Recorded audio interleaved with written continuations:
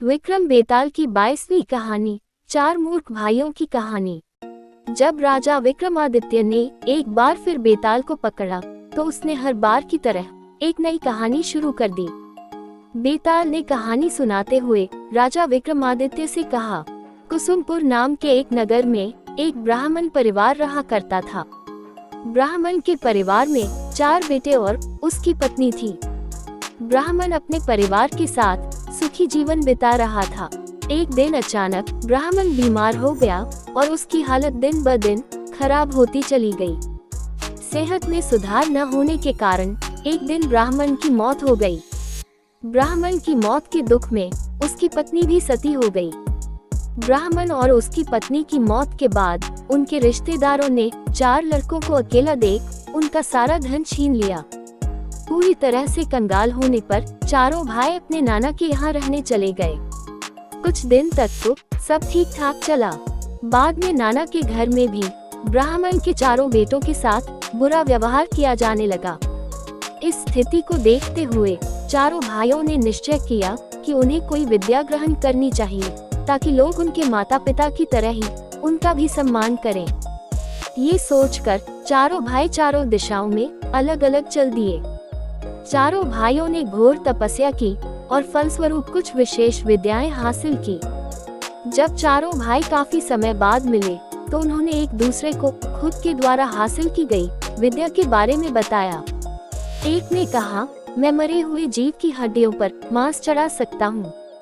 दूसरे ने कहा, मैं मांस पर खाल और बाल बना सकता हूँ। तीसरे ने कहा, मैं मरे हुए जीव के सभी अंगों का निर्माण कर सकता हूँ। चौथे ने कहा, मैं मरे हुए जीव में जान फूंक सकता हूँ। सभी ने बारी बारी हासिल की गई विद्या का गुणगान किया और एक दूसरे की विद्या की परीक्षा लेने के लिए जंगल पहुँच गए। जंगल में उन्हें एक मरे हुए शेर की हड्डियां मिली। उन्होंने बिना जाने कि यह किस जीव की हड्डियां हैं, उन्हें उठा लिया। पहले ने अपनी विद्या से उन हड्डियों पर मांस चढ़ा दिया। दूसरे ने उस पर खाल और बाल पैदा कर दिए। तीसरे ने उस जीव के सभी अंगों का निर्माण कर दिया। अंत में चौथे ने अपनी विद्या का प्रयोग करके शेर में जान फूंक दी। शेर जीवित होते ही चारों भाइयों को मार कर खा गया। इतना कहते हुए बेताल बोला, बता विक्रम, बता इन 4 पढ़े लिखे मूर्ख में सबसे बड़ा मूर्ख कौन था? विक्रम ने जवाब देते हुए कहा, इन 4 मूर्ख में सबसे बड़ा मूर्ख चौथा भाई था जिसने शेर में जान फूंकी। वजह यह है कि अन्य ने बिना जाने ही शेर के शरीर का निर्माण किया। उन्हें पता ही नहीं था कि वह किस जीव का निर्माण कर रहे हैं। वहीं चौथे को अच्छी तरह से पता चल चुका था कि यह शेर का ही शरीर है। इसके बावजूद उसने शेर के शरीर में जान डाल दी। यही उसकी सबसे बड़ी मूर्खता का प्रमाण है।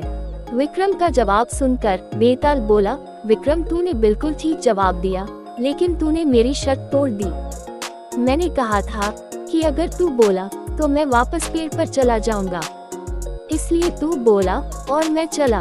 इतना कहकर बेताल एक बार फिर वही पेड़ पर जाकर लटक जाता है।